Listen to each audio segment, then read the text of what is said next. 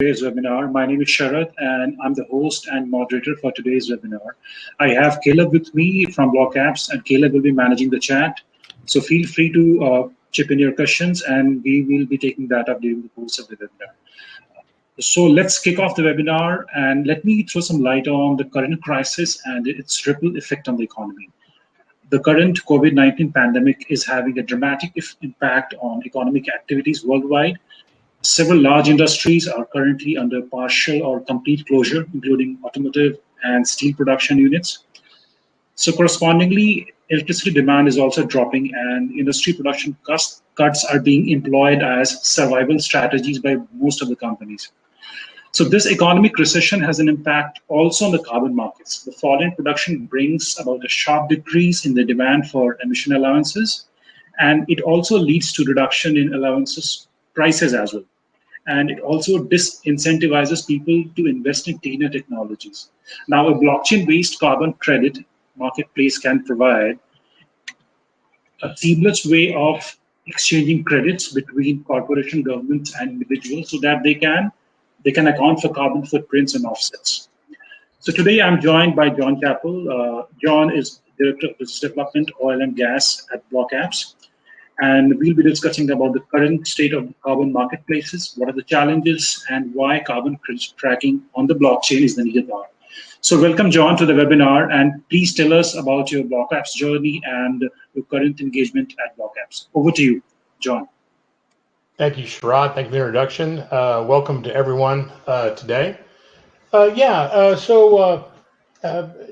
BlockApps, my role as the Director of Business Development for the energy market,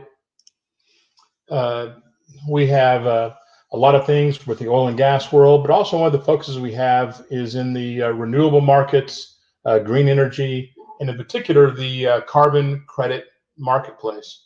So today we're going to talk about our journey and some of the partners that we're working with right now, and an application that that is in development, and hopefully phase one will roll out sometime this summer. We kind of do that. We kind of want to set the stage and kind of go backwards to go forwards and talk about the different, what the marketplace looks like, talk about the life cycle, some of the stakeholders, and what those challenges are. And then ultimately talk about how to accomplish this using a blockchain network. But by way of introduction, I want to tell you a little bit about BlockApps and who we are and our journey. In the BlockApps or blockchain timeline, we are ancient by those standards. Our history starts as early as 2015. We were a part of, we spun out of Consensus, but were then quickly a part of Microsoft and their blockchain as a service. We went on to work with a number of Fortune 500 companies, including BHP Billiton, to deploy what we believe is to be the first production application. We're helping them with their asset tracking. We worked with the likes of John Hancock and Ticketmaster. And as the time has gone by, we've been a founding member of the Enterprise Ethereum Alliance, as well as on all of the major cloud services, Google, AWS, Microsoft, Azure. We also have some significant partners in terms of United Airlines, Bayer Ag Sciences, and we continue to deploy and have a number of projects in full production that are in use today. So that's just kind of a quick overview of who we are and kind of where we're at in the blockchain world. So what is the current state of the marketplace? Where is it at? And kind of this current pandemic notwithstanding, what have the trends been in terms of the carbon token, the carbon credit marketplace? By and large, especially since 2016, we've seen double-digit growth in terms of the volume, both from cap and trade, as well as carbon taxation. As early as January of this year, the prediction for 2020 was a 22% increase over the different trading systems and the different protocols that are on the market. So it continues to be a very significant and very large market in terms of just the sheer number of dollars and the number of trades that are going on.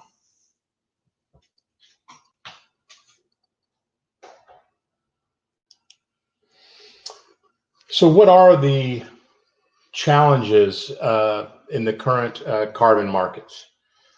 Really, there's three big ones that are out there, although there are numbers of them. First is they're opaque, just an overall lack of transparency. Where does the carbon credit come from? How did you come by it? Those type of things. They're centralized. One person runs the show, and there's been a history of manipulation. It threatens these different targets. So are we really making progress? Or are we not making progress?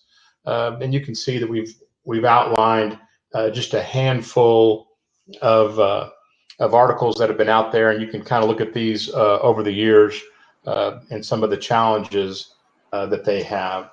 So today, our hope is to kind of talk through these challenges and then talk about how the blockchain solves those problems.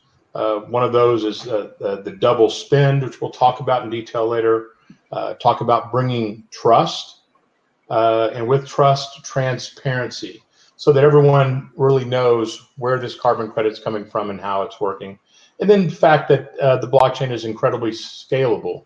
As you add more generators on there, more remediators, as well as folks who can help with technology on that.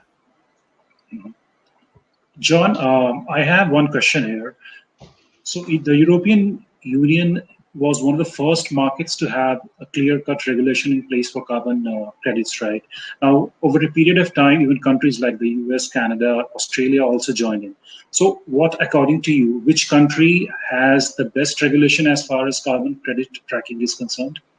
Or are they actually taking care of the manipulation part while drafting regulations? Each of the different countries that are out there that have initiatives, they have their own pros and cons.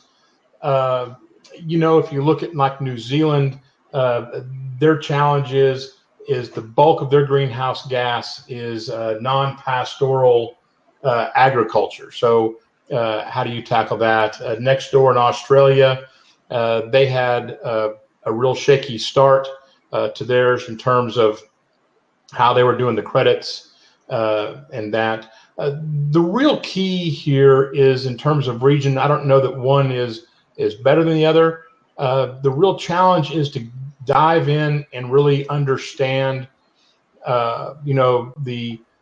the national and then the regional and city laws and regulations. So you really understand what those are, so that you can really make sure that whatever system you do in terms of tracking the carbon credits, and then ultimately setting up a marketplace that you can comply. So I believe each of those places have different challenges associated with them over the time.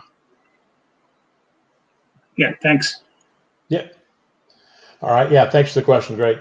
And that leads me right into talking about leveraging those local laws and regulations and what they are. And so today we're going to focus, because our project this particular project is based in New York City. We're really going to talk about the benefits and how this works really within those local laws. And so New York City has a roadmap, 80% reduction of CO2 emissions by 2050.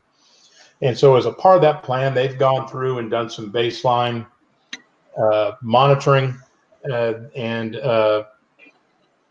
so they've kind of determined that buildings account for the largest portion of the CO2 emissions in the city.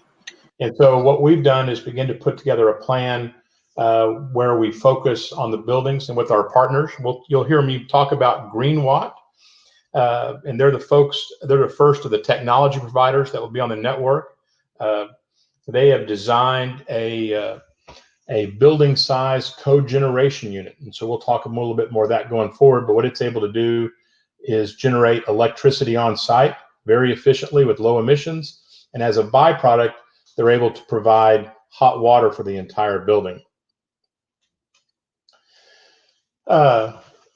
So as you look for these plans and what the challenges are, you see they're looking for a 40% reduction in CO2 emissions from buildings. And they're trying to work with the different established standards, whether it's the Clean Energy Standard, Commercial Tenant Program. And in this case, the real focus is Local Law 97.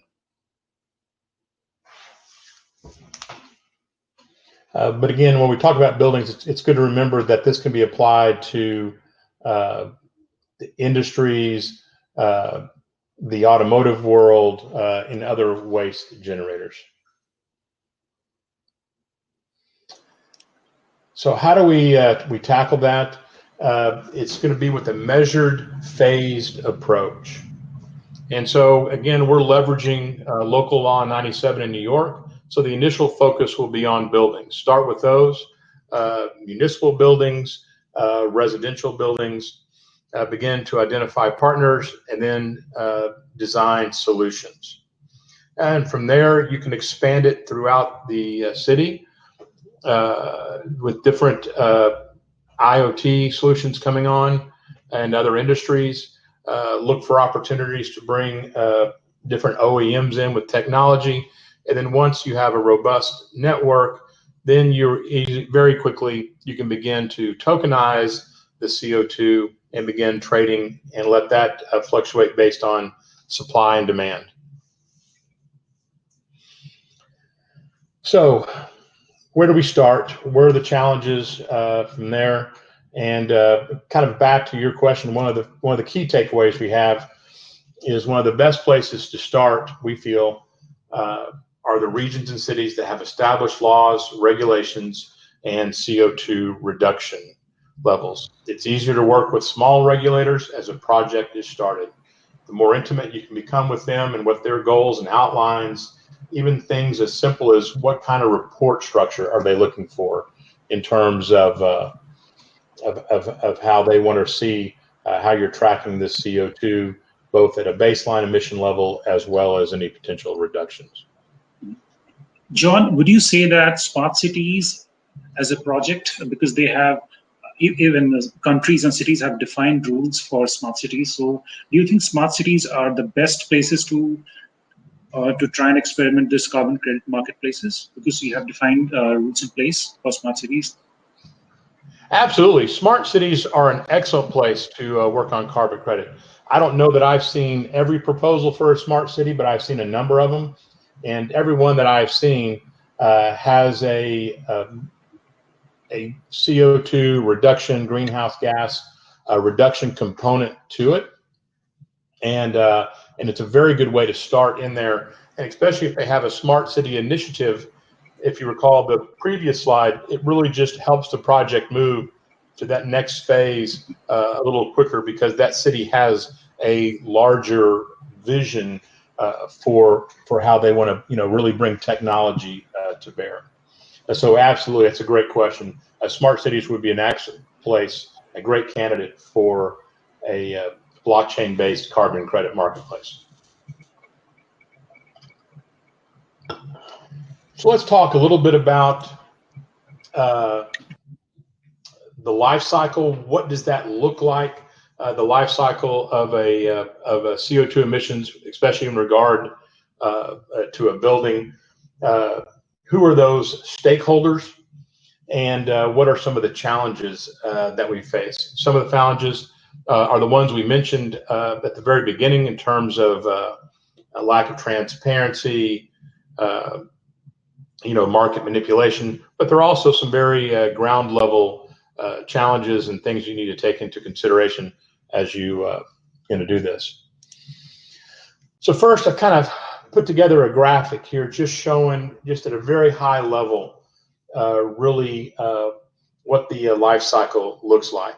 You kind of look to the left, you'll see the buildings, and right now we would look at those as the CO2 generation. As the CO2 baseline is generated, they would have different keyed IoT devices that measure what that is. We'll talk a little bit more about the importance that IoT plays in a really transparent network when you're talking about carbon generation. And so that feeds that information into the blockchain. On the right, you have the different remediation or elimination processes. And in some cases, they can be the same thing. The building can be both a generator, and also they can have steps for remediation. And again, those processes are measured and put straight to the blockchain through a keyed IoT device. And this is where really you gain your trust. So the blockchain really sits in the middle, and it is able then to do the verification and really assure that all of the information is where it needs to be, and you know exactly where the baseline is, and then what's being done on the remediation side. And that data then feeds into the marketplace. And over all of this, you have the regulator. And we'll talk in a second, we kind of talk what the blockchain looks like, but one of the key things that STRATO, our blockchain platform, allows is the very easy development of what we call private chains. In this situation, you'd have a regulator login, and they can actually audit and observe the entire system. Again, just bringing that transparency and trust into a very important place. And so this is kind of just the overall pictures, and that really kind of brings us to our second key takeaway, which is what is the life cycle of a carbon credit tracked on the blockchain. And the simplest of models, a carbon credit is really in one of three phases. It's in generation, remediation, or retirement. And just pause for a second to talk about retirement. And that's one of the biggest challenges and where the manipulation has been in the past in terms of that. And so the blockchain, as it really begins to develop a single source of truth, really does a great job of eliminating the possibility for manipulation. John, would you be able to share some of the examples in the recent past about manipulation of carbon credits? No, excellent question. Yeah, and so what the manipulation, the biggest one out there, the one I'll talk to briefly, is really the double spend. Especially, it's affected some of the cap and trade marketplaces. And what happens here is you have a country, a region, a city that comes in and does some remediation work. They do something to lower their emissions below whatever the local the regulatory levels are. And what's happened is in many cases, and I wouldn't say many cases, in some cases, what happens is they will both take credit for the reduction, and then they will place that carbon token on the marketplace and sell it to another entity who is in need of carbon credits because their industry or their building in this case has yet to meet that goal. And so what you see here is that the carbon credit is double spent. It's the original remediator get credit for it, and then who he sold it to got credit for it. And so one of the things the blockchain is that the key is because you have a single source of truth, when it's either remediated and the building gets credit for it and then it's retired, or that credit is not retired and it's, if you will, sold or traded to somebody who has it, and then once they put it on, to their building, and then it gets retired on that end. So that's the big thing that's been happening in some of these markets, and they a lot of these marketplaces, even the big ones, the EU ETS, the WCI, and others, have struggled with this, really confirming that nobody is really getting a double spend. So that's a big challenge in this situation. But yeah, no, great question, Sharat. Thank you. Hey, John. Yes. This is Caleb. I see in the chat also a question from the audience from someone who says NJ. They are wondering about more about the keyed IoT and private blockchain verification and how it works. So maybe if you could re-explain that or cover it again later to address NJ. No, that's great. Actually, I have a slide coming up that kind of will show that graphically, and when we talk about the green watt code generation unit and where it sits on the blockchain. But just very briefly, what you have is essentially digital signatures where the IoT device has a hashed key. And then when that's sent to the blockchain through our RESTful API, then that data is then no longer able to be changed. It becomes immutable. And so whether you have one IoT device or a dozen, that information gets put into the block. And it really becomes down to the architecture of the solution.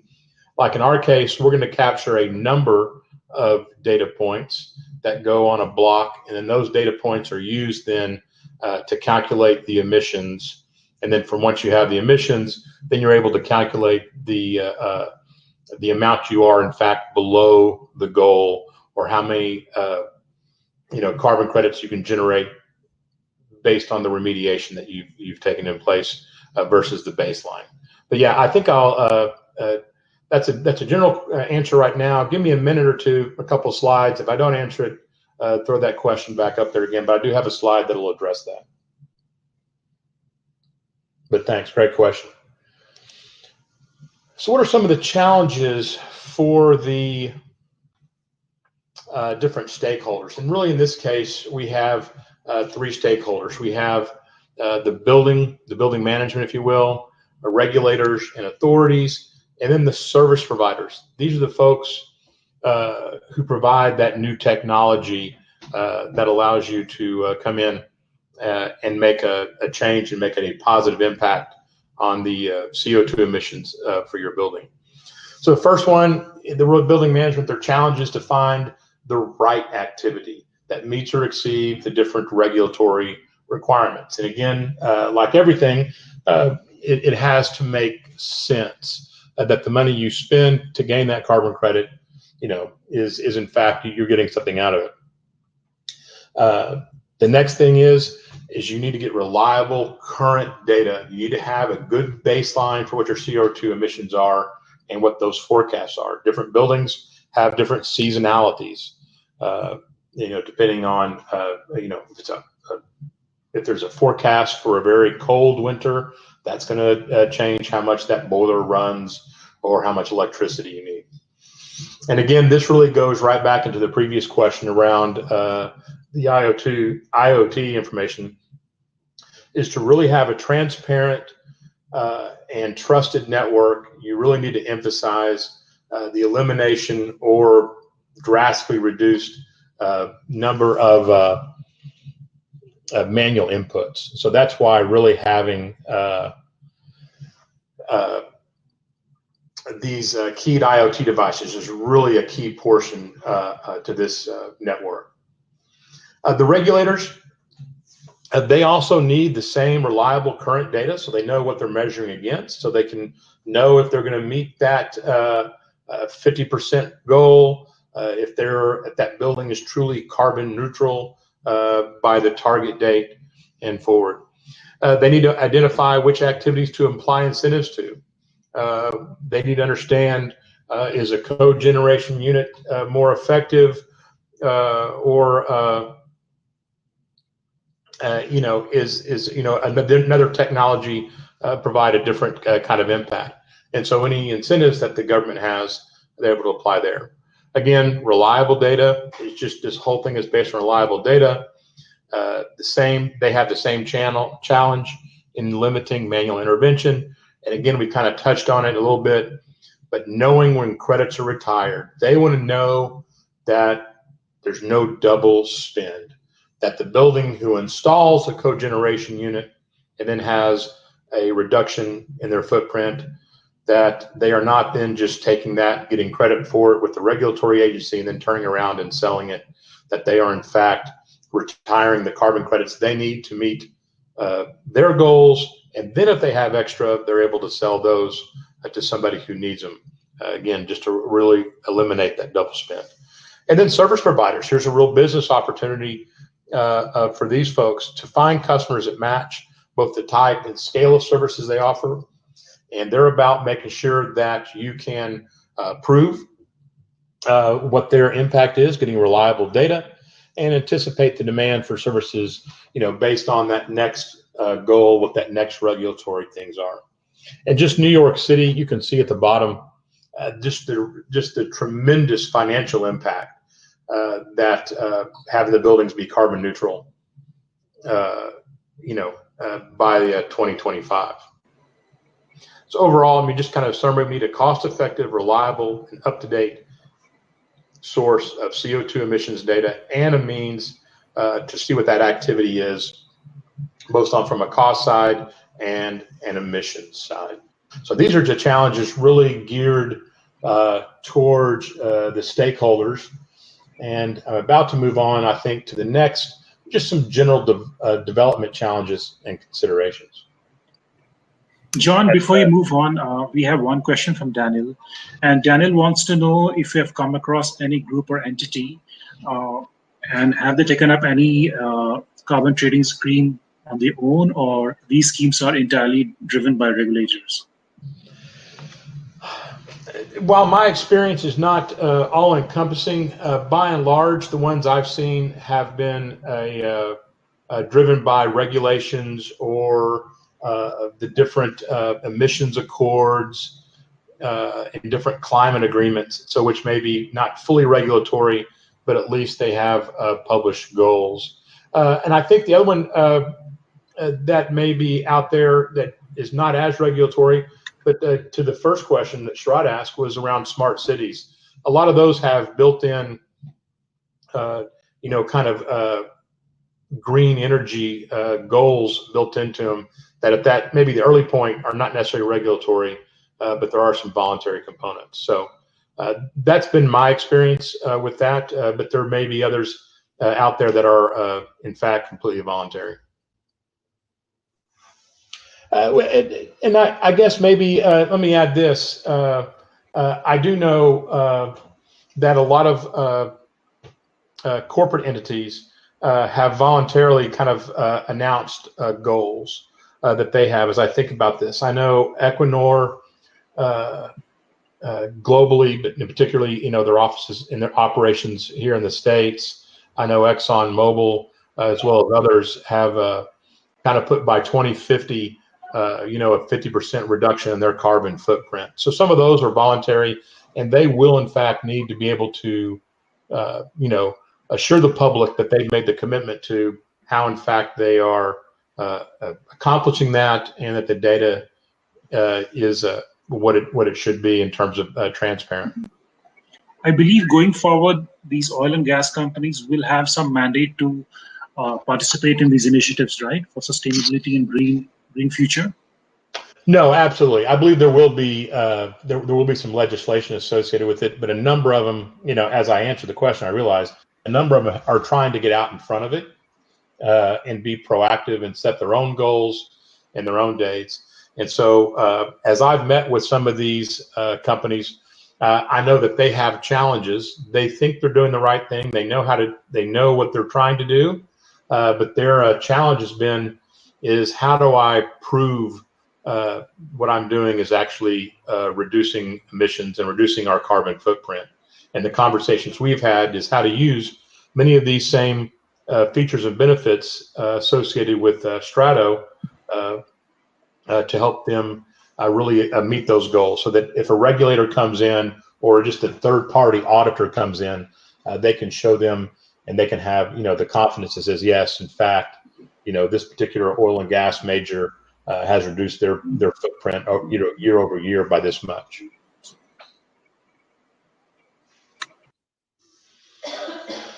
So what are the general development challenges and considerations? One that we've been kind of talking about all along is know the goals of your local authority and regulator. It's key to really know how they are measuring and what they are measuring.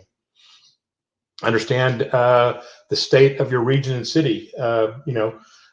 What's the appetite? What are the incentives? What are the different opportunities that are out there? The governance, who establishes the network rules? Is it going to be, one of the advantages is as this network grows and you have more participants in, just to use our example, on the building side, and then you have more service providers on the other side, as that network grows, it really begins to really take on a self-governance, and there's no one person really running it. And again, one of the tremendous advantages of the blockchain is that once the data is written to the block, it's immutable, and it generates this single source of truth. And consider what types of remediation elimination technologies are on the network. I'm kind of repeating myself, but the more transparent that data gets sent directly to the block from the technology just really adds to that transparency, and which really leads to that fifth point. The level you need is close to as you can to 100%, so that everybody can just quickly look and see exactly where that data came from.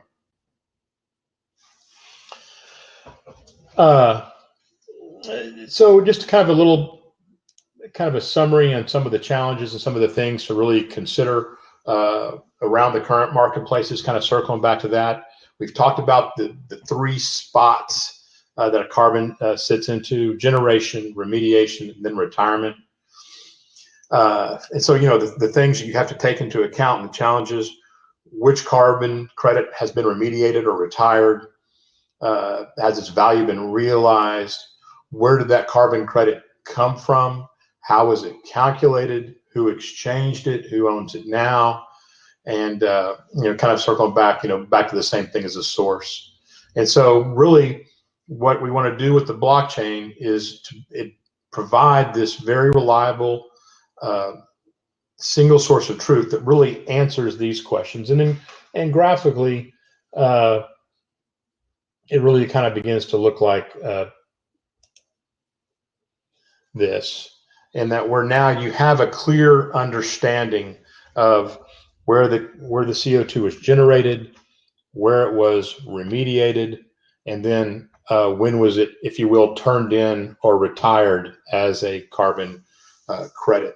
And so, and the advantages of that really are what we're going to kind of focus on next, is how does the blockchain and how does our STRATO network really address these issues and assure that you have that single source of truth.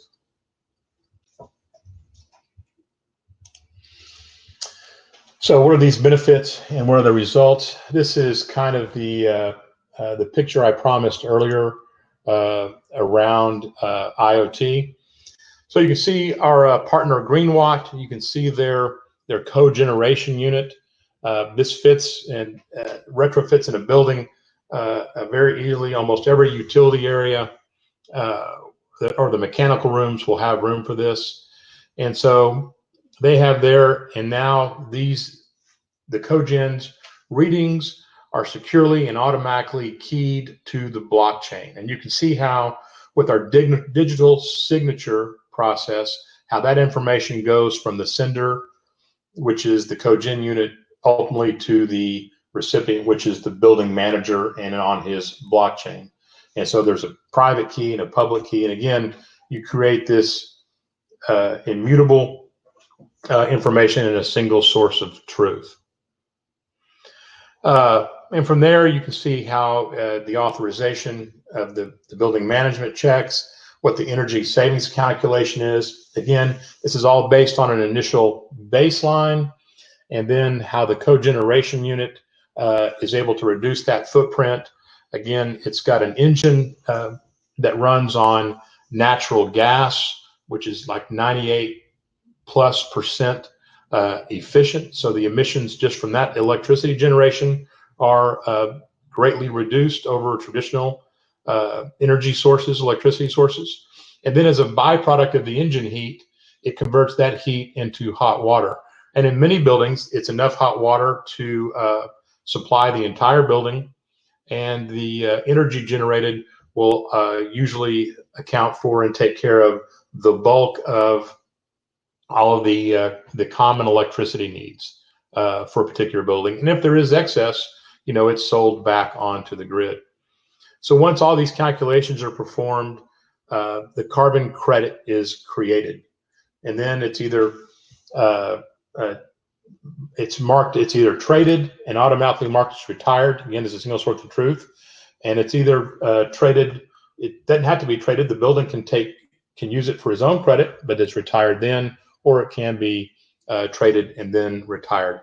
And all of this information resides on the STRATO blockchain network, so that it's fully traceable, and and because of how the blockchain works over the distributed network, you can very easily audit it. So if you're that regulator or the authority, you can go back and see very clearly, excuse me, where the information came from, how the calculations were based, and you can even go back and see the readings from the cogen unit. You can see how many RPMs the engine was spinning, what the temperature of the exhaust was. All those type of things are kept on there. So these steps are all verified by the relevant network parties, or what we call consensus, before being logged into the immutable blockchain ledger.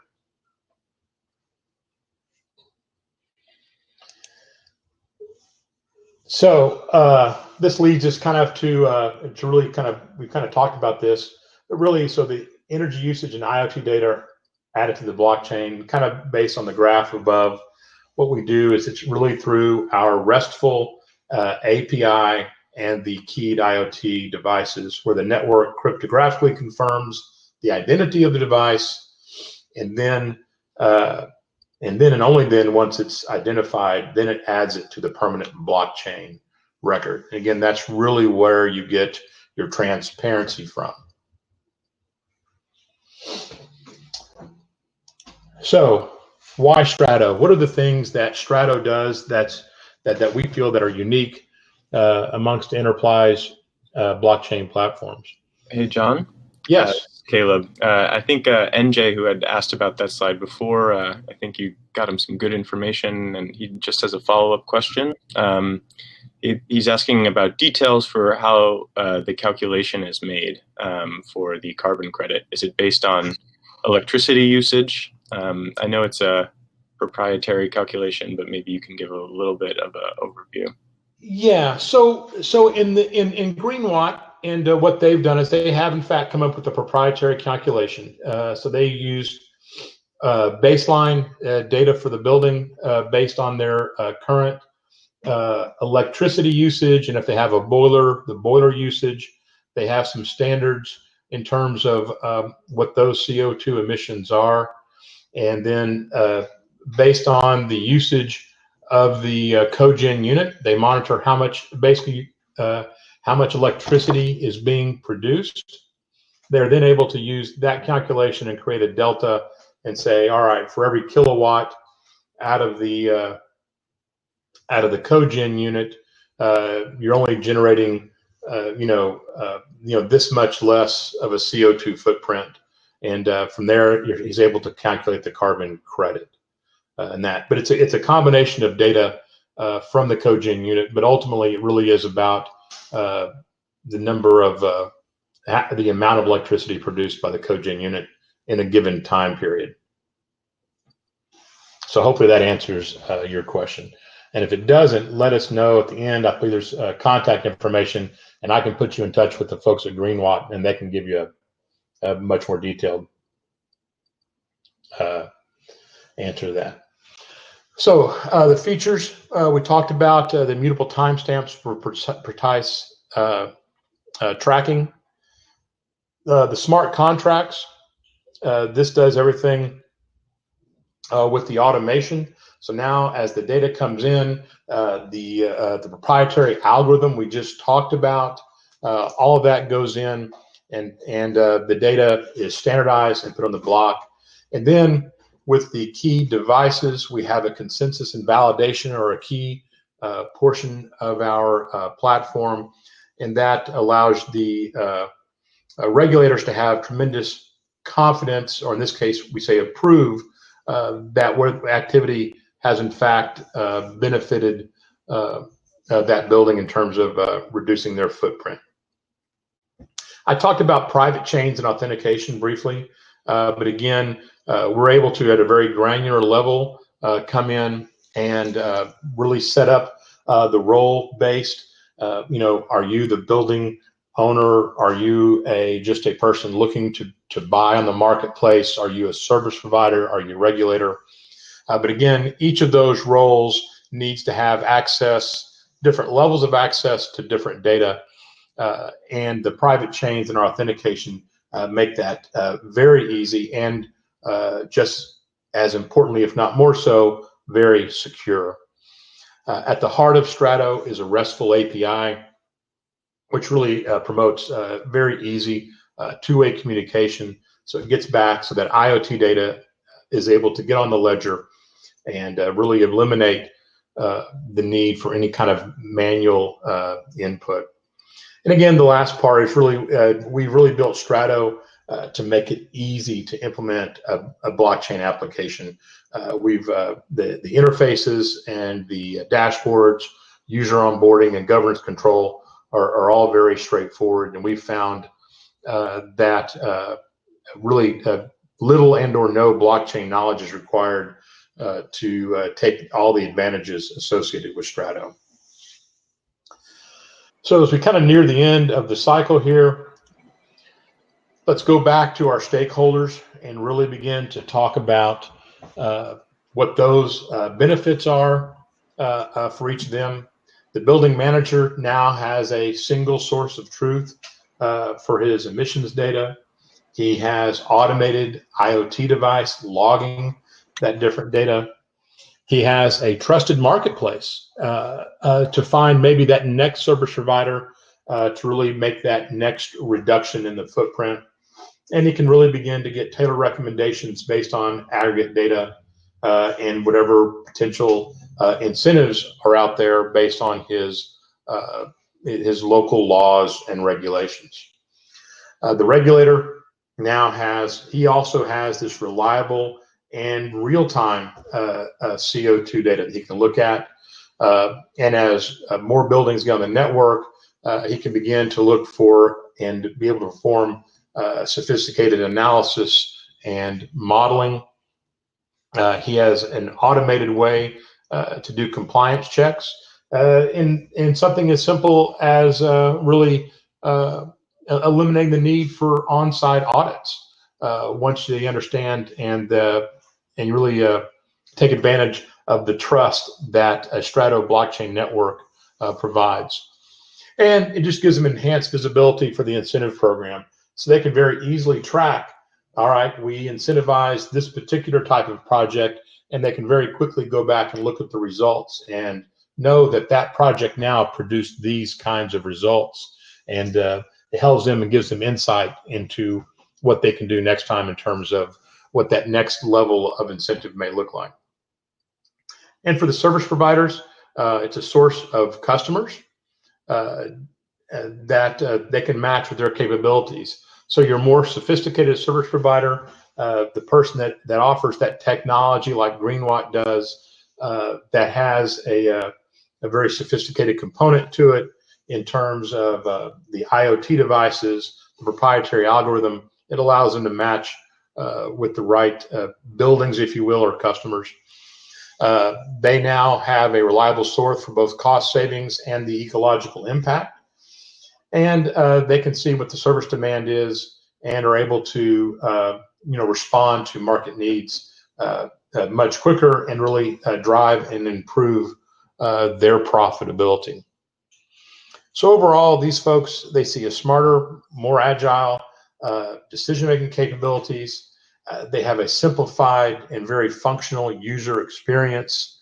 I say less. The hope is zero manual intervention, and you have just ultimate trust between the parties because of how the blockchain works and how the blockchain secures the data in an immutable single source of truth. Everyone knows very clearly exactly what's going on. That leads us to our fourth takeaway. How does a carbon credit network accelerate carbon reduction and cost savings? And it's really about the development of a robust, trusted, transparent network that will attract more users and give everyone, every stakeholder, access to additional opportunities. Whether that opportunities is for increased business or the opportunity to reduce your carbon footprint, it's just a lot more for everyone involved. John, we have a question from NJ, and he wants to know if STRATO as a platform has any IoT reading hardware, or it's dependent upon, let's say, the real estate entities to have their own IoT monitoring systems. How does it work? So it's the answer is both. We can do both. At the core of STRATO is our RESTful API, which allows very easy connectivity and rapid data exchange. So any IoT device, if we haven't already mapped it, it's a very low hurdle in terms of mapping that device to put their data on STRATO.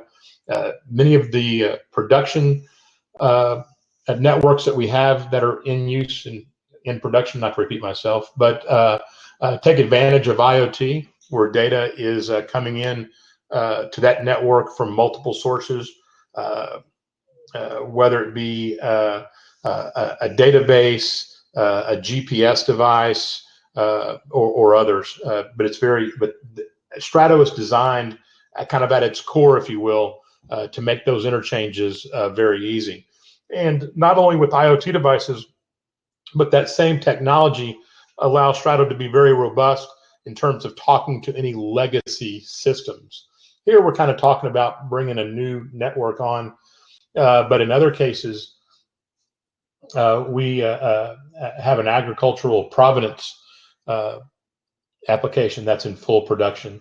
And in that case, we talk to many of our customers' legacy systems to pull in key pieces of data, as well as IoT information, and then really put all of that on the network to give them a single source of truth and really be able to help them understand, in that case, their supply chain at a very granular level in a very real-time way. Hopefully that answers your question.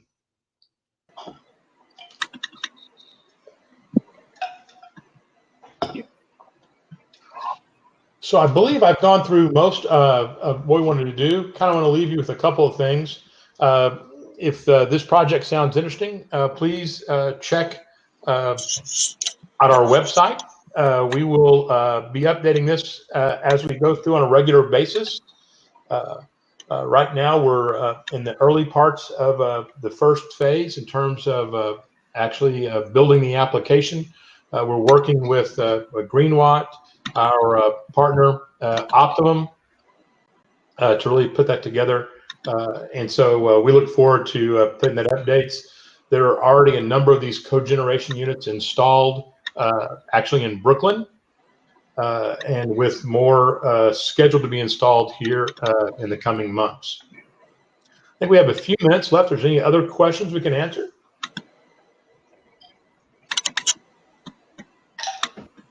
Yeah, it looks like a few people are typing things now. If we want to give them just a second to get their thought out. We have a question from Joanna about wondering how the regular IoT devices are able to do the sort of key signature relationship you were showing before.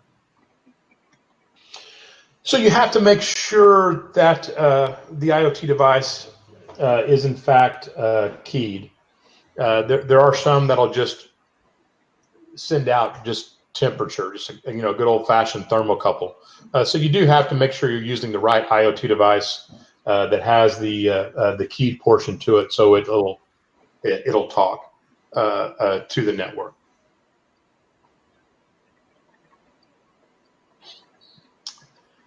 I believe I see another one from NJ about what was your business model working as a private blockchain platform for this project?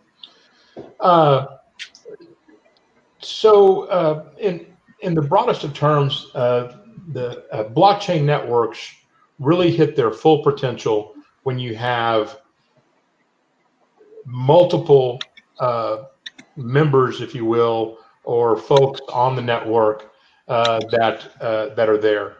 But oftentimes, as you might imagine, if you get 5 competing companies in a room, or even 10 or 12, to get them to agree on how to start, it would never happen. So what our experience has been is it takes someone with an internal need that has a real ROI or real business case to really get the project started. And then as that gains traction and success, you see members join that. Again, our agricultural provenance is a great example of that. It started with just 2 or 3 members on the network, and I think we're up to over a dozen or 20 different folks supplying information.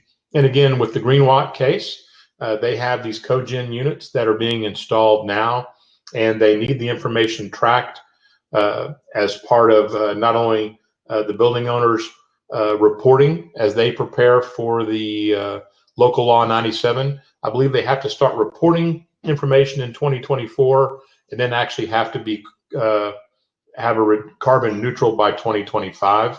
And so they started with that need for these, but the goal here is to bring on other service providers, continue to expand the number of buildings, and then even expand it maybe past just the residential or commercial building. You talk about hospitals, government buildings, and such.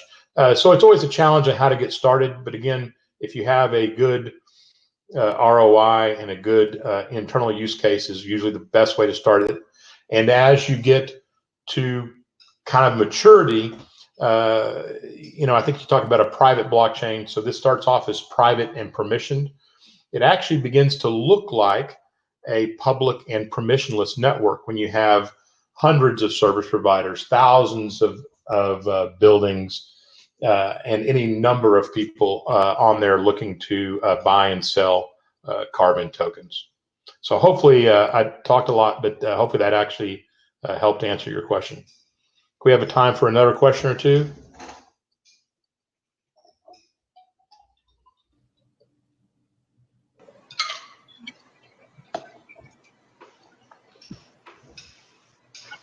John, I don't have a question, but again, I just want to share my thought on what does the future look like, given the imbalance we have in terms of the carbon price and inequity as compared to the allowances, right? Economic activity is not booming, right? So how do you see this this panning out, right, in terms of supply and demand mismatch?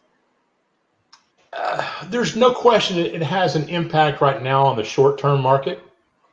If you think back to that first graph I showed, I believe overall, now I warn you, I'm an optimist, so I tend to believe that the markets will come back in a not fast, but in a fairly quick progression, which means that the CO2 emissions and greenhouse gas, that those numbers will go back up pretty quickly. And I still think that there will be significant requirements for remediation going forward. Maybe not in the next 2 or 3 months, but definitely in the next 6, 12 months, I think those needs will be back again, and the marketplace will be viable. And like any good marketplace, the trading will be based on supply and demand, and the price will fluctuate accordingly. Mm-hmm. Yeah. And we all are optimistic that these days will end soon, right? It might be a matter of months, but again, we are quite hopeful we'll get past it. Yeah, 2 things. There's, and I am no economist, but based on the people that I talk to, I think the overall stuff will get better in a shorter term. I think that the oil and gas industry is going to have some more challenges for a little longer because of other things as well. But But again, there's another opportunity for blockchain to help with the smart contracts and automation and help these companies who are struggling be able to do more with less resources, especially as you automate any kind of settlement and reconciliation. You get more insight into your supply chain. Just all those things are direct cost savings for anybody who needs to really reduce their costs. Yeah. So I will pick one last question from MJ, and he wants to know what's the best way to invite new participants to your network, the STRATO network or projects, which can have a real network effect.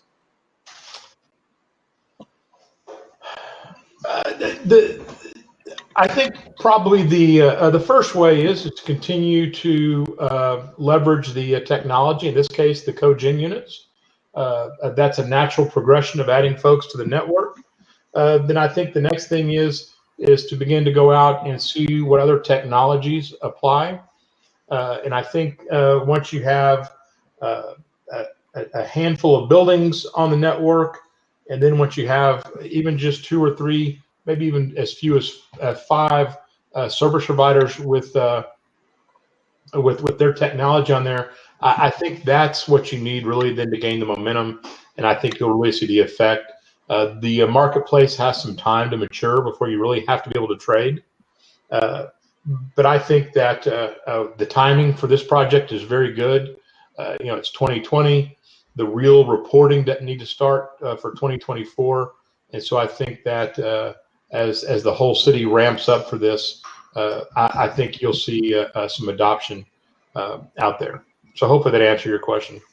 And I'll leave it with this final, is we have another webinar with our partners Rejolut coming up in just a few weeks, where Mark Caraway will talk about rescuing and scaling your enterprise blockchain proof of concept, which in many ways kind of talks about that, is how do you really get that first thing started? How do you really get out of the gate and make that first leap into the blockchain technology very successful and meaningful?